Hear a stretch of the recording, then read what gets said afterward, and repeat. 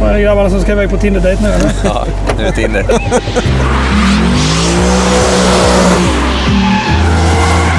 Det här är roligt för att jag tror inte någon ägare av den här bilen kommer göra det här. Någonsin! Nej.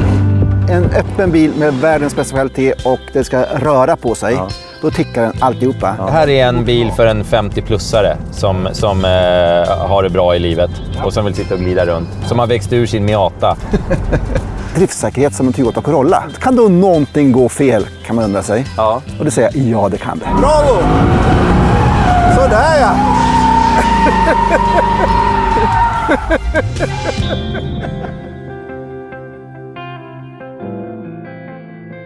Förnuft och känsla är tillbaka. Alrik Söderlind, Peder Karlsson. står här casualt lutad mot en Lexus. I november. I november. I min tröja. På Sverige Ösering. bjuder på fantastiskt väder. Fantastiskt, ja absolut. Vad heter den här modellen, Alrik? LC500. Jag har haft 2 Lexusar. Jag har haft en. Jag har haft 2 stycken Lexus ISF. Ja, det är inte hårda. 2 stycken vita. Okej. Jättekonstigt. Ja. Men jag fick en inbyte på... Nej, jag hade 2 Bentley samtidigt. Continental. Men jag fick en inbyte. Fantastiskt bra bil. Ja. Jag hade ju föregångare till den här kan man säga, SC430. En riktigt ful men den är härlig ful, bil. Den är ful. Men den här bilen är ju då snabb som en sportbil. Är den det? Typ. 464 hästar. Mhm. Den är ju bekväm som en lyxbil. Ja, alla gadgets du kan tänka dig. Och sen så har den också driftsäkerhet som en Toyota Corolla. Och kan då någonting gå fel, kan man undra sig. Ja. Och det säger jag, ja det kan det. Vad är det som går fel då? Det ska du se. Jaså? Ja. Det finns redan färdigt? Ja, men vad spännande. Nej, jag har lite saker i huvudet. Ja. Ja, men då kollar vi på det. Vad säger vi om det här då? Du Vad- älskar ju att se på motorer. Nej, det är så meningslöst. Ja, det är faktiskt, jag tycker det är tråkigt med de här skydden. Man ser faktiskt inte motorerna överhuvudtaget. Nej. Och så ligger den långt fram, det är det enda jag kan försöka förstå. Men det ser väldigt, väldigt prydligt ut. Det ser Hur många liters? 5 liter. 5 liters. Det är väl samma som satt i ISFen tror jag. Var inte det en 5 Jag liters tror V8? det är samma, de kör ju sin V8. Ja, det är säkert samma. Jag kommer inte ihåg. Men det är snyggt installerat, alltså det ser proffsigt ut. Ja, fan vore det väl annars? Ja, men det Är inte alla- Lexus typ ett av de märkena i hela världen med minst reklamationer? Eller var det förr i tiden? Ja, det är precis så. Det är det. Vi kollar på ägarna i vår databas som alla då som är prenumeranter kan gå in och titta på alla bilar som finns. Kan man se på alltså, kvalitet och vad ägarna tycker och alla möjliga egenskaper. Så att, om man är prenumerant kan man se, innan man ska köpa en bil ska man titta i begagnat-databasen. Men tittar man på Lexus ägare så är det finns inga bilar som har bättre livskvalitet. Det finns inga bilar som har färre elektronikfel. Det finns inga bilar som har bättre säljare och bättre verkstäder. Och det skojiga är också, om du köper en bil begagnad så är de här som säljer sin Lexus också de bästa som finns. Alltså de som har en Lexus, de är tydligen nice guys, som du och jag. Som du och jag? Ja, så de köper, alltså, de är nöjda de som köper en Lexus också. Men det skojiga ändå till slut är ju att skulle man ha gjort omköpet, Nej. inte lika mycket. För att det är könlöst eller? Det är någonting som skaver någonstans. Ja. Men alltså hela kundupplevelsen och kvaliteten Är bra. den bästa på marknaden. Det jag kan säga först och främst är att det här är inte det bästa baksätet på marknaden. Jag skulle vilja att du hoppade in med din dåliga höft. Du kan vilja precis vad du vill i det fallet. Men Det här är helt det omöjligt här att sitta. går inte. Det här kan de lika gärna ta bort, för det här är bara larvigt. Det är en trana kanske kan få in Ja, men sina alltså ben inte här. ens en 3-åring kan ju sitta här. Nej, det går inte. Det finns inte. Och sen så sitter man här och ska man stirra rakt in i det här Lexus-märket. Det här är helt värdelöst. Det här kan de lika gärna skita. Det här är ju ett hån att säga att det här är en 2+2-bil. Det här är ju sämre än på 911. Det här är Ja, mycket sämre. Skitdåligt. Och det är en jättestor bil. Ja, de Så hade att kunnat har gjort det ju- större. De har ju liksom lagt hela grejen på att få ner taket. Ja. Det är deras sak. Det här är världens bästa golvmattor. De är fantastiskt funktionella måste jag säga. Stora och bra, kommer samla upp allt grus som alla små barn kommer sätta sina leriga fötter här nere. Suveränt. Här sitter en knapp. Det är skitbra. Ja, det är skitabra alltså. Det ligger ett paraply. Ja. Men det är inte mycket till lång resebagageutrymme för en sån här stor bil. Nej. Ja, men jag har varit lite så här besviken på baksätet. För jag gillar fyrsitsiga cabbar. Ja. Det är liksom en fyrsitsig cab är någonting jag skulle kunna tänka mig att köpa. Men den här är inte fyrsitsig. Nej, SC:n jag hade, den gick faktiskt att åka med barnen. Men i den var så baksätet. jävla ful så den gick inte att åka i på grund Jo, av men den var bilstöd. jätteful, men den var Ja. billig också. Ja. Och den var mysig att åka i, bekväm. Nu tycker jag vi åker istället. Florida Racer var det. Ja, vi åker en sväng med den här rackebajsen. Jag gillar de här nackblåsen som också ställer in sig utifrån hur fort man kör. Får man upp den där jävla glasgrunkan där bak? Ska inte den vara uppe så det inte blåser? Det blir inget mer än sådär. Jaha, det där är allt. Ja, det är väldigt lite turbulens. Men jag tycker att det är turbulens. Ja, jag tycker också det. Så att det borde vara Mitt högeröra är kallt. mycket större skydd. Det går, jag ser Vad här händer om man vevar ner rutjäveln? Jag ser infästningar för ett riktigt vindskydd som du kan ställa fast där bak. Det måste man ju ha. Det blir mycket, mycket sämre. Nu ska vi säga att vi är i november, men det är ju så fantastiskt väder alltså. Ja, men som sagt, det finns uttag för ett vindskydd där bak. Det ska man ha när man är ute och kör cab, för det har ingen glädje av baksätet ändå. Jag vevar upp de där jävla rutorna igen. Lexus LS kan vi prata om lite grann här. Ja, det gör vi. Ja, Kom igen. 1989. The Relentless Pursuit of Perfection. Var det den förra modellen? Ja, det var den första Lexus de byggde. Den var ju så här över ingenjörsbil, världens bästa bil då faktiskt. Den gjorde ju liksom ännu bättre än S-klass. Men det var någon stor sedan? Ja. Den är jättecool fortfarande. Du ska läsa lite grann för dig om vad Lexus själva säger om den här bilen. Ja, vad trevligt. Designteamet ställdes inför en dubbel utmaning. Att skapa världens vackraste cabriolet. Oj. Både med taket uppfällt och nedfällt. Oj. Vad säger du om det? Nej, det är inte världens vackraste cabriolet. Eller det är en smaksak. Men jag tycker inte det. Nej, det tycker inte jag heller. Den har design. Alltså den är designad. Ja.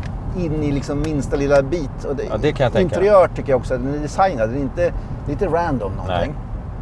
Det är lite som origami heter det, va? Vad heter det? När man de här japanska, när de håller på och viker små figurer av papper. Jaha. Heter det inte så? Ja, jag vet inte. Jag tror att det heter så. Och det är lite så är den här designen. Att de lite knirkigt och precision och sådär. Okej, men jag tycker att den är snygg med taket på då. Ja, jag tycker den ser helt okej ut. Bra. Med tanke på att den är så trång så är det konstigt att den är så lång. Ja, det är faktiskt jävligt konstigt. Jag blir så förbannad på dem att de inte gjorde ett ordentligt baksäte. För då hade den här bilen kunnat vara lite Det nice. hade den skulle få fler poäng i så Ja, fall. massa poäng. Nu har vi ett till citat här. Motorn ger dig en uppslukande körupplevelse med nästintill obegränsad acceleration och kraft. Det är det inte alls. Där pratar Lexus skit. Det är inte obegränsad acceleration. Nej, det är det inte. Jämfört med vad då? Vad är det för jävla... Det är liksom, det är långsamt idag. I den här gänget, ja det är det. Ja, där tog de i lite velare. Men de har en take till på det här. Prestanda handlar om så mycket mer än höga hastigheter. Ja, Det handlar först och främst om att känna sig som ett med bilen på vägen och i sinnet. Jag säger så här, jag har absolut inga problem att sitta och köra runt den här bilen. Men hur är det med sinnet då? Blev sinnet tunat? Nej. Inte riktigt på det sättet jag skulle vilja. Nej. Det saknas fortfarande någonting för att det ska kännas liksom, fan det här är ju ballt. Alltså, den har ju inte nerven, den är inte sportig och skoj att köra. Samtidigt som att, och sen så har den vad det gäller fjädring, väldigt mycket fjädringskomfort. Så karossen rör sig mycket. Samtidigt som den är väldigt stum så den blir småstötig. Så den har inte den här superkomforten och den har inte superkörkänslan. Det är väldigt konstigt. Men det här är en bil ha. för en 50-plussare som har det bra i livet. Ja. Och som vill sitta och glida runt. Ja, som har absolut. växt ur sin Miata. Han har gjort en liten out på sitt bolag och sålt Miatan och då blir det en sån här jävel. Och då kommer han ha det bra i den. Ja, men han har det bra. Ja. Men antingen skulle den vara skojigare att köra eller mer komfortabel. Ja. Svaret är att använda racerbanan som ett innovationslaboratorium där modellerna testas. Den här ska vara testad både på Nürburgring och Suzuka. Har Lexus gjort bilen sämre genom att ta bort hybriddriften för att göra den bättre och sälja mer? Fan, jag fattade inte ens den där. Alltså den här bilen finns ju då inte som cabriolet men som kupé finns den med en V6 och hybriddrift. Okej. Alltså någon sorts miljövariant av den här. Ja. Men nu har man gjort den sämre, man har tagit bort miljötekniken. Ja, jag skulle inte alls vara lika begeistrad över den här bilen med en annan motor. Men har man då alltså gjort den sämre miljömässigt, för att göra den så att den blir bättre som bil och därför sälja mer exemplar av den? Ja. Ja, det var ja på den. Svaret är ja. Den mellangasar lite och Ja, grejer. men den är ju alltså, stoppa in det här sportläget nu på landsvägen skulle du känna. Där uppe, långt där uppe. Där, Sport Plus. Då blir den väldigt aggressiv i nedväxlingarna. Det är lite häftigt. Ja, det gillar vi. Det gillar vi. Alltså, prova att bromsa kanske. Nedväxlingarna är jättehärliga. Ja, men även uppväxlingarna, den säger lite puff även uppåt. Ja, men den är inte alls dum alltså. Körmässigt. Nu ska vi se, din sista fråga här. Vilken japansk bil skulle Alrik vara? Vilken japansk bil? Ja. En Nissan Cube. Vad snäll du är. Ganska supertråkig. Lite fyrkantig. Fyrkantig, odimensionell. Jävla sån bil. Liten. Nej, ja. Är det Vad så du skulle ser du på vara? mig? Nej, du skulle väl vara någon jävla hybrid. Du skulle kunna vara Lexus. Men det ser Hybrid kvalitet. Inte kanske inte överdesign. Den här är ju väldigt överdesignad, men deras tidigare har ju varit jävligt platta istället. De här RX-jeeparna och det här. Sen har de börjat med lite vinklar och vrår och grejer. Men säg att du får vara en Lexus, jag tycker det. Du är värd det. En schysst bra Lexus. Ja, en bra Lexus, det tycker jag. Följdfrågan till dig är också då, vilken skulle jag tycka att du är? En japansk bil. En Nissan GTR säger jag då. En Nissan GTR, jag har haft en sån. Jag vet. Ja, en trimmad jävel. Ja. Du trimmade ju själv också, så att det är liksom, jag tror att Jo, det hade jag. Ja, det kanske inte är... så långt ifrån. Nej. Kan du säga en bil som du personifierar mer än en Nissan GTR? På Japan? Nej, det kan jag nog inte. Nej, du ser. Det är inte... Jag är väldigt ojapansk. Jag har att göra med japaner i jobbet mycket. Och jag får verkligen tygla mig själv för att liksom kommunicera på japaners vis. Vad är största problemet, största utmaningen? Att man inte kan vara rak. Man måste linda in allting som att man pratar med ett barn. De säger ju oftast ja fast de menar nej. Ja, sägs det. Precis. Och så får man inte förolämpa dem. Och är det något jag är bra på så är det att förolämpa folk. Ja, det. Så att japaner, jag tycker de är jättesnälla och jättetrevliga. Men deras kultur och deras sätt att vara är väldigt olikt mitt. Man känner ju att de försöker vara något de kanske inte riktigt är med en sån här bil. Ja. Men samtidigt så är det så, de här ISF:en som är deras lilla sedan som jag hade ett par stycken av. Ja, du gillar dem, va? Den var ju liksom, det är ju en fantastisk bil. Det är motsvarande M3 eller C63. Var inte den ballare än M3? Ja, det kanske den var. Jag vet inte. Hade den 420 hästar någonting hade den. Ja. Och den hade de ju också tagit fram på banan och gjorde en jättegrej av att de hade gjort det. Men det är ändå så här, fan, det är inte det som är Lexus på något sätt. Lexus de ska nog hålla sig till sina hybridsuvar och sen kanske någon sån här stor tung sedan som de faktiskt hade någon fin där ett tag. Alltså, Lexus ska ju sluta sälja i princip allting som inte är suvar i Europa nu. Ja. De drar tillbaka det mesta. Ja, och det tycker jag nästan de gör rätt ska de kvar. Den här kanske de har kvar. Den här ISF:en ska de också ha kvar, men sen så är allting annat borta. Ja. Så att, jag tror att de gör helt rätt i det. Men, för den här känns som en bastard i deras modellprogram lite grann. Ja. För man är... Lexus, om man ska vara en Lexus-ägare. Alltså om man är en Lexus-snubbe så är inte det... Ja, jag vet inte. Nej, men det här är lite grann som Saab ungefär, tycker jag. Alltså den här bilen känns som att den är driven av ingenjörerna som vill göra en jättehärlig motor. Ja. Och sen så, vad ska vi få in den i för kaross? Hur ska vi sälja den här då? Så hamnar den i någon sorts konstig jättestor SUV för amerikanska pensionärer. Ja. Alltså, de har gjort någon jättesuv som bara säljs i USA, va? Stor som ett helskott. Ja, det har de också gjort. Ja. Ja, men den här, alltså, tekniken är ju liksom så jävla suverän. Eller heter den Acura där? Är det Lexus som heter Acura? Nej. Vad fan är det som heter Acura då? Acura är väl Honda det. Honda? Just det. Fan vad dum jag är som trodde det då. Skitsamma. Nej. Har du några mer frågor? Nej, jag har inte det. Jag ska köpa eller leta vidare, sälja frågan nu. Köpa eller leta vidare, det beror på vad man är ute efter. Ja. Jag tror att det här är en alldeles jättebra alternativ för dig som är... och så kommer en jävla tönt och ska köra om. Tönt. Eller hur? Ja, men där, han hade kunnat vänta. Jävla idiot. Ja, 1 meter till kunna vänta. Ja. Han har tålamod som du. Ja, men jag gillar inte såna där. Är man arkitekt, 55 bast, har bra intäkter, man har redan en Lexus Jeep som man är jättenöjd med, man vill ha något fräsigt, Miatan har man gett till dottern som precis har fått körkort, då köper man en sån här. Yes.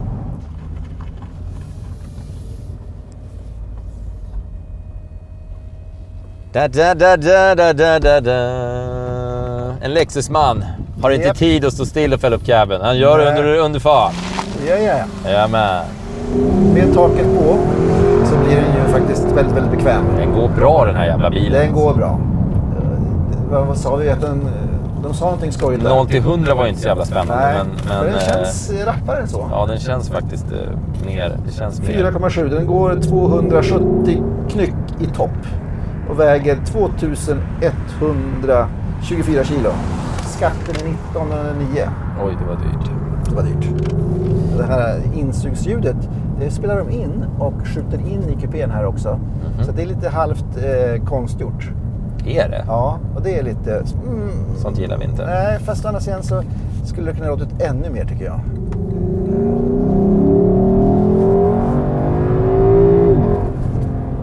Det är så att antispinnet går in när man... Ja, det är bra. När man står på accelerationen. Men den känns inte nervös. Nej.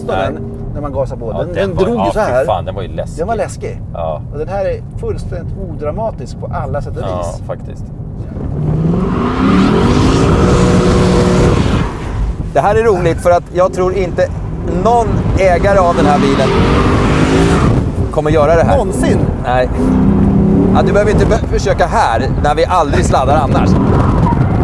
Jo, det måste man göra. Det är just där man måste hitta nya ställen att sladda på.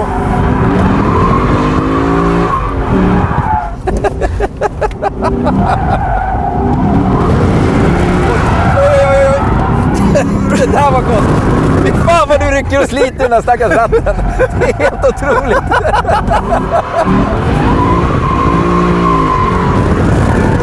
Ja, Och den sladdar ju på raksträckan. Ja, den där sladden på raksträckan tyckte jag var lite otäck. Det var ju kul. Nej, för du fick en retur som lika bra kunde ha kört rätt in i någon... Det är jätteharmoniskt det här. Känner du vad harmoniskt det är? Ja, det är... Man ser de här små rattrörelserna när typ Stig Blomqvist sitter och kör. Jag känner igen mycket i din körstil här. Det gör ju det, jag förstår det. Så, det ser så det ser så lugnt och stilla ut. Va? Det ser verkligen full kontroll. Och så var det gräs. Herre min skapare. Ja, men den är ju ärlig faktiskt. Den är mycket, mycket mer ärlig än jag trodde. Alltså den gör ju det, den vill ju vara med. Ja. Jag trodde den här skulle säga, nej men ta det lugnt nu grabben. Ja, men den kan ju vara lite busig den här. Den är toppen. Det här var faktiskt väldigt, väldigt kul. Det var överraskande kul. Alltså den här har ju den här laid-backa känslan. Ja. Kliv och sen så levererar den de här bremackorna. Herregud. Det här, målgruppen är inte inne på just den här körningstypen, men den överraskar. Oj, ska vi göra...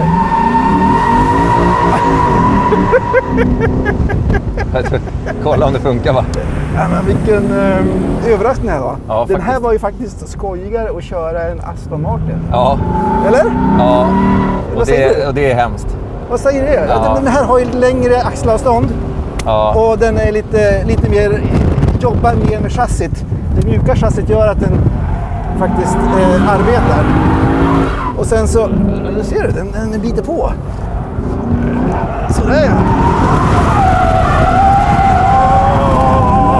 Det var nästan Bentley-läge på det där.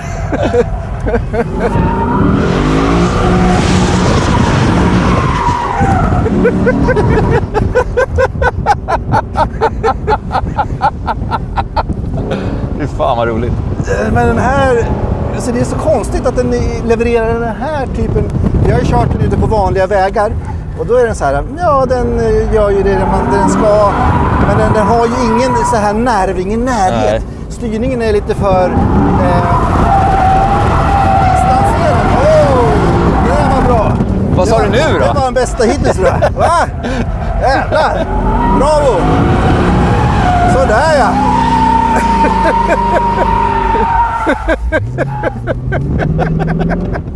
Proffsigt! Det var segervarvet. Nu är det dags för tidtagning. Alltså den har ingen nerv i körningen när man är ute på vanlig landsväg. Men det här är ju jätteroligt. Den väger ju 2,2 ton nästan. Det kan man inte tro. Men den känns så kontrollerad och mysig. Ja, känns gammaldags. Och Lexus säger ju att den är liksom uppvuxen på banan den här. Och det tror man ju inte när man kör den normalt. Men sen när man kommer hit så känns det, fasen, de har kört den här den på... Den känns så Suzuka otroligt snäll och kontrollerad även när man liksom stressar den. Den är snäll. Den är snäll och den är inte oförutsägbar. Nej. Den var rolig. Den var jättebra. Nu ska vi ta tid och se om det går att köra fort också. Yep. Nu ska vi inte köra riktigt lika brett. Nej, nu ska vi köra professionellt. Effektivt, ja. Effektivt. Klara. Den här har ingen launch, va? Klara, färdiga. Kör! Hör hårnålen. Första jag försöker köra effektivt. Det är bra. Inte för mycket gas här för tidigt. Nej, det är bra. Härligt. Så långa rakan här. Dubbelhöger. Alrix curves. Alrix curves. Kom igen nu då. Det är så jobbigt att köra så här kontrollerat. Det är emot din natur. Ja, lite grann alltså. Ja. Och den här är också så här, man vill bara släppa den. Bromsa tidigt här nu så vi inte... det har varit bra. Bra, det var bra. Det kommer långt in här. Och det är så halt här. 46-37. Ja, men det blir inte bättre än så här och det är en bra tid. Det är halt som tusan. Ja. Alltså, det är ju för fasen, vi är i november. Så att... Och det är 464 hästar. Ja. Och den har gjort ett väldigt bra jobb. Den var fantastiskt mysig att köra, måste jag säga. Jag var glad av det här. Ja, den levererade mycket, mycket mer än jag hade förväntat mig. Jag hade förväntat mig att den skulle vara ganska oinspirerad och liksom död i körningen. Ja, nej, men verkligen inte. Det är dags att sätta betyg på denna Lexus som överraskade oss lite. Det överraskade jättemycket på banan. Ja. Jag tror den hade lite hjälp av att det var blött. Helt säkert. Men likväl så var det roligt som fasen att köra den. Den är ju 2,2 ton och den har understyr ganska mycket. Ja. Men tack vare motorn så... Helt otroligt. Yep. Vi verkar kunna drifta med vilken bil som helst. Jag vet inte om det är bilarna som är bra eller om det är vi som är helt fantastiska chaufförer. Jag tror det är andra. Ja, jag tror också det. Ja. Du, sätt ett betyg på den här nu, Alrik. Förnuftbetyg på en fyrsitsig cab som är tvåsitsig. Alltså, jag håller med. Det går inte. Nej. Alltså, man får ont i huvudet. Ja, jag blir skitirriterad. Ja, så det kan inte bli ett högt betyg på den här bilen förnuftsmässigt. Det går inte. Nej. Och den är för dyr och... Alltså det förnuftiga är ju... Vad kostar den? Superkvaliteten. Nästan 1,3 miljoner. Åh jävlar. Alltså det förnuftiga är ju superkvaliteten. Så att om man bara har det som... Man ska ha en öppen bil med världens bästa kvalitet och det ska röra på sig. Ja. Då tickar den alltihopa. Ja. Men ska den också vara komfortabel och skojig att köra, de två sakerna, då funkar inte längre. Och ska den ha 4 säten, nej. Skojig att köra var det? Inte på vanlig väg. Nej, inte på vanlig väg. Vanlig väg är inte bra. Ja, men sätt ett betyg. Ja, men 3,5 för kvaliteten. För kvaliteten. Mm. Jag vart väldigt glatt överraskad av när vi busade med den, tycker jag. Och jag tycker den är skön att åka i. Jag blir jätteirriterad på att det inte är ett riktigt baksäte. Hade det varit ett riktigt baksäte, då hade det nästan varit så här, fan, en sån här kanske man skulle ha. För den var tillräckligt busig liksom. Man kan börna med, man kan busa med den. Och man vet att skiten håller. Har den känslomässiga utstrålningen som du behöver? Nej, inte som jag behöver så kanske. Men jag förstår att folk köper den. Så kan jag säga. Vissa bilar förstår jag inte att folk köper. Men, alltså, den här förstår jag att någon 59-årig arkitekt med polokrage kan gå och handla. Det är inga konstigheter. Yep. Men jag sätter en 5. Den tappar 1,5 poäng direkt på grund av baksätet. Ja. Men 5 poäng ska den ha. Det var jävla dåligt egentligen. 5,5 får den. Den här, alltså det såldes typ knappt 400 stycken såna här i Europa i fjol. Så den är ingen stor. Den hade fått 7 om baksätet hade funkat. För fyrsitsiga cabbar är coolt. Ja, det är det. Ja. Men jag säger alltså, leta vidare säger jag om man inte är torsk på kvalitet. Ja. Och jag skulle förmodligen leta vidare hos Mercedes modellprogram. Om jag vill ha en öppen majig bil. Jag gillar S-klass, men den säljs ju inte längre. Ja, jag vet inte fan vad vi ska hitta. Nu ska vi äta. Ja, vi ska åka och äta. Lexus, vi åker och äter en pokebowl, tallrik. Sushi. Eller skål, eller vad fan man säger. Kör du, Ja, jag är gör det. slut. Jag har börnat så mycket.